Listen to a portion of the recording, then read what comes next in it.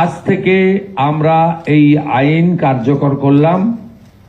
এর ফলে সিএ এর অন্তর্ভুক্ত যারা, অর্থাৎ সিএ তে বলা আছে 7টা কমিউনিটি বা ধর্ম পালন করা লোকেরা, তারা সিটিজেনশিপ অ্যামেন্ডমেন্ট অ্যাক্টের আওতায় আসবেন এবং তাদেরকে যারা 31/12/2024 পর্যন্ত এসেছেন তাদেরকে কোনো পুলিশ কোথাও হ্যারাসমেন্ট ডিটেন্ট করতে পারবে না।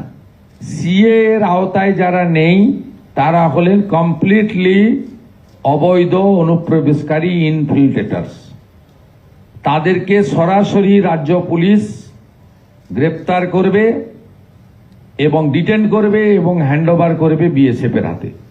এবং বিএসএফ তারা বিডিআর এর সঙ্গে কথা বলে তাদেরকে ডিপোর্ট করার ব্যবস্থা করবে, অর্থাৎ ডিটেক্ট, ডিলিট, এবারে ডিপোর্ট। এই আইন আজ থেকে কার্যকর হলো।